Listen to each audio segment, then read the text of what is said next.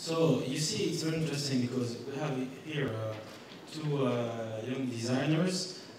So they come, they are straight digital. So now you move digital with the Fashion Week. So your Fashion Week might move in the next years as a hub of digital luxury brands. It's a new challenge.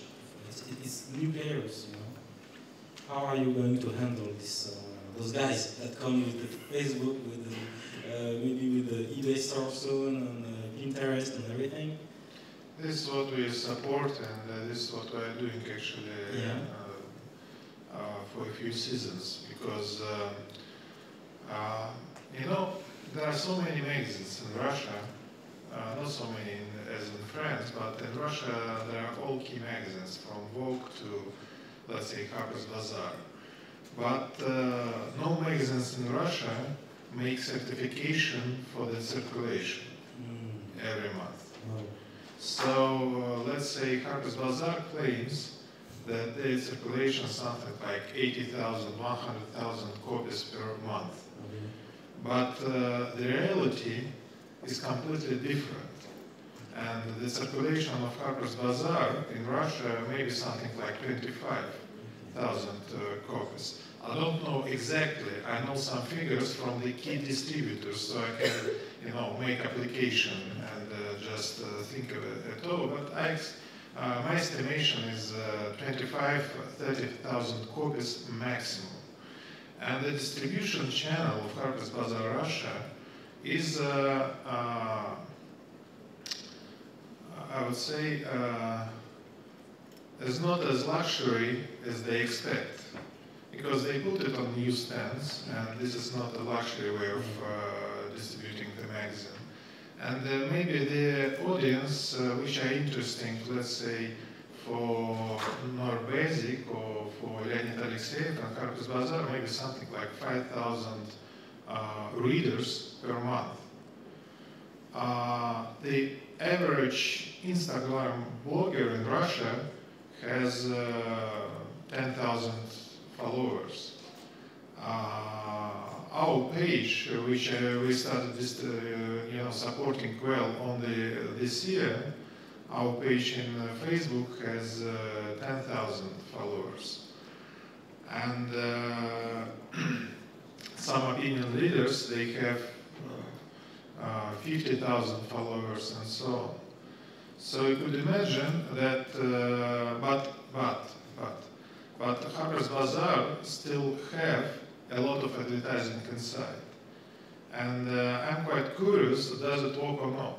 Because I feel, and this is feeling of the whole market, I guess, that all advertising which is in Harper's Bazaar is just for exposure. You know, we are in Harper's Bazaar, and maybe for some clients it's still important, but it's going to be not so important in 3 years, even earlier. And it's much more important now to talk to the customers directly, because like Leonid said, the most important thing that you can get feedback right now.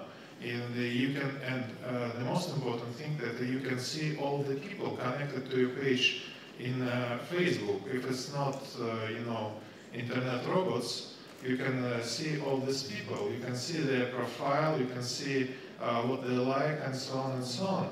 And you have the quality audience. And maybe your audience is not so big, but this audience has a very good quality, which is much more important than Harper's Bazaar, just one Facebook page. And this is a great turn, actually, because 5 years ago, Harper's Bazaar, I'm just not talking about the exact magazine, let's say glossy magazine. The glossy magazine was the key in the luxury and fashion communication, and it was the most important thing to catch the attention of the editor. Now it's still important, and of course Leonid would be happy if all key editors will attend his show, but if not, it doesn't affect his business, because his business goes, on other streams already.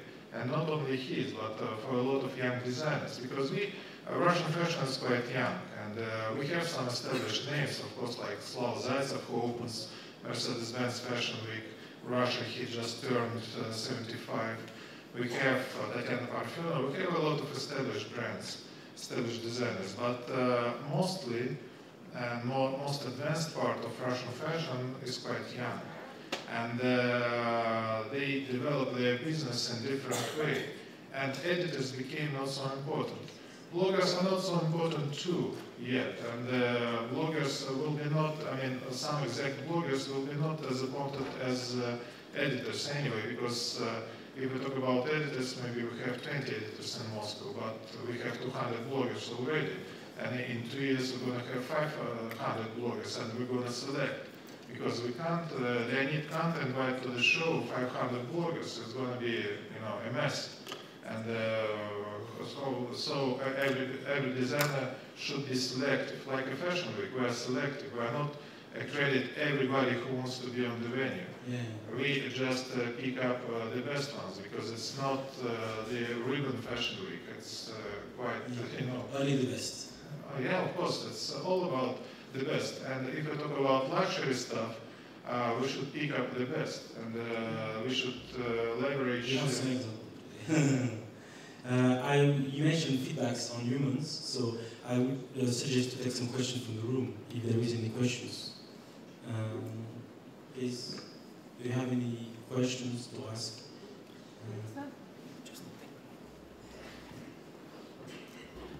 My name is Ada. I'm a blogger. So you mentioned Facebook. So you think that Facebook is more important for luxury brand than Vkontakte or Одноклассники? Or you just mentioned just like an example of it? I just mentioned, I'm not doing a sort of analysis over here. But you know, in Russia, in my opinion, Facebook is considered like a premium network. The Vkontakte is much more bigger, but much more younger, and it's more mass market stuff.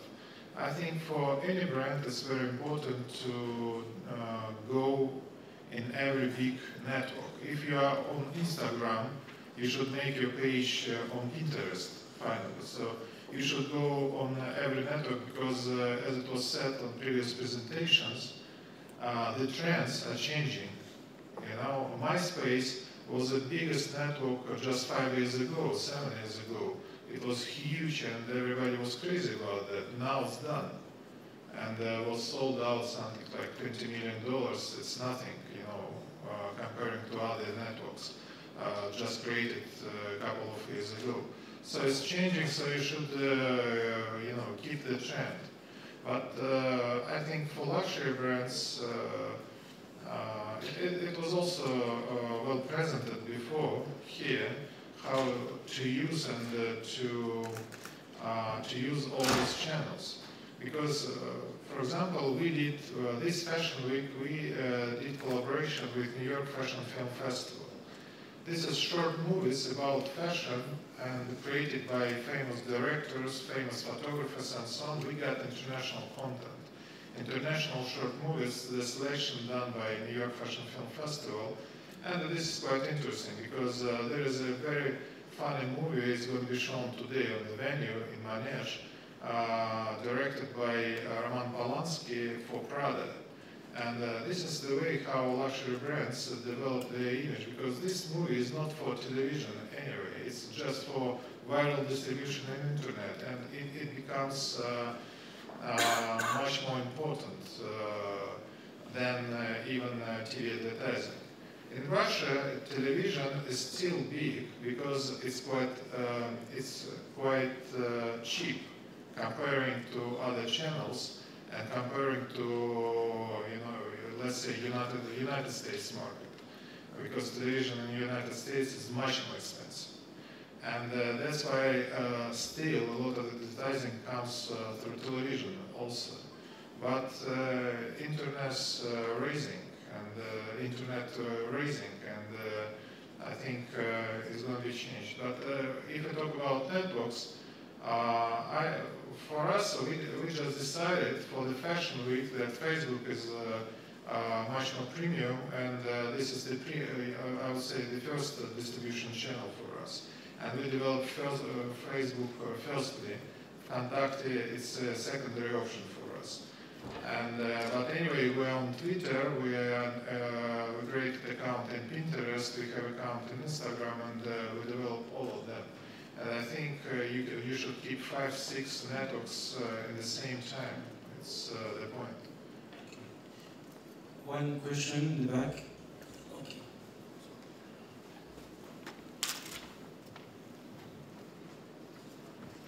You said that on your Facebook page you can see the profiles of your followers. That's true.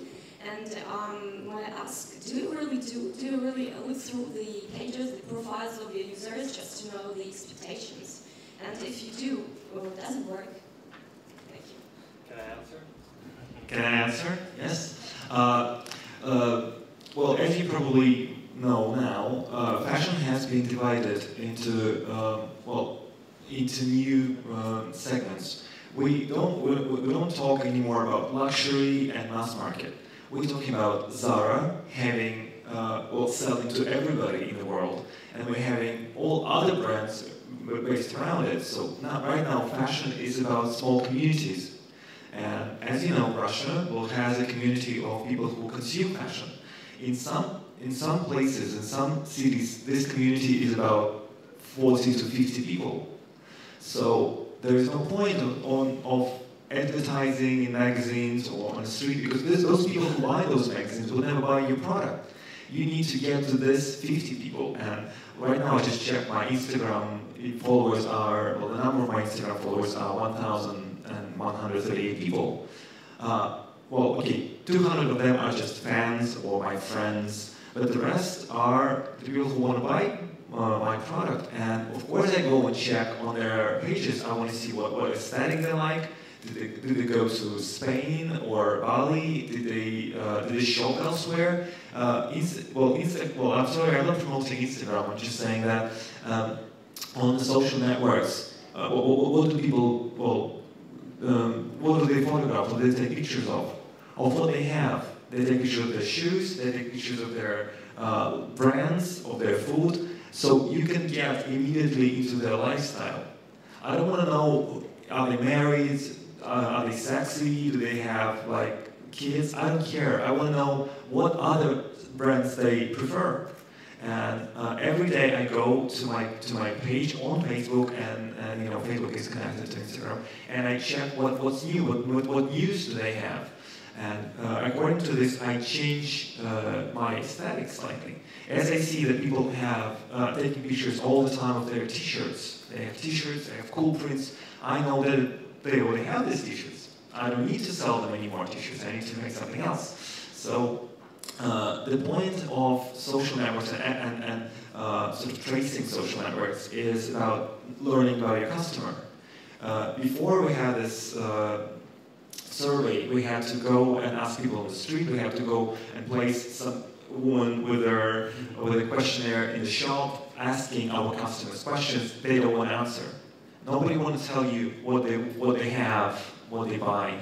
People lie to you, to your face, but to their in their personal page, they don't lie. They just they just photograph their life. And one more thing about fashion magazines, and we unfortunately had, what happened to fashion press is fashion press stopped being a way of communicating with your target audience. If you place your product in the fashion magazine, the people who will consume this magazine are people who like photographs, or like pretty girls, or maybe they want to be designers themselves. We don't sell to other designers. We sell to human beings who want to buy jackets and shirts.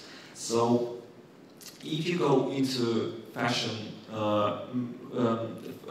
some fashion-connected magazines or even websites, you will only attract the people who already like fashion. You want to go and meet people who don't care about fashion, who want to look pretty, who want to spend money. And well, is it Is it an answer? Yes. I want to add something. Final word, please. No, not final word. It's about the magazines and about the perception. The magazines depend on advertising, and they write about only advertisers. And the crisis has changed the situation not only in Russia, it's changed the situation even in United States. Sorry, I would say again Harper's Bazaar, but I was talking to Harper's Bazaar fashion editor in the United States, Harper's Bazaar, which is big, it's huge. And they said that after 2008, they completely changed the direction and the trend. And if before they were searching for new designers, new ideas and something, now 90% of all content creating to support the advertisers. They started surviving. We did the magazine by ourselves for this fashion week. For this season. You kept the magazine in the bags. You got it, yeah? Yes. Yeah. You can see it's done in collaboration with an alternative American magazine called Think, which has 10 years history. It has headquarters in New York. It has Canada edition. It has Mexico edition. It's alternative. It's not mainstream. They're covering new names and so on and so on. And what we did this season with this magazine is sort of, it has a big insert about Fashion Week, and guide about Fashion Week, about Russian designers, and so on. But we wrote, we created some features inside the magazine only about new names. No celebrities, nobody, about new names, because we give it out for free to our audience on the Fashion Week. And this magazine, I predict, could be quite interesting and successful because, nobody wants to read about Philip Kirkorov again and again. I mean, it's a famous Russian singer. They want people, young people and active people, they want to know something new. And this is what internet gives them, actually. And our magazine too, by the way. Amaury, the final word? We do a presentation tonight for brand in the show, Carton show here, and you are all invited for that to this event between 10 and 9 p.m. Okay. And I would love to introduce you like the clothes and all the garments of the collection, and to go further in the explanation. If we will have more time to talk about the brand. Okay. Thank you very much, guys. Thank you very much.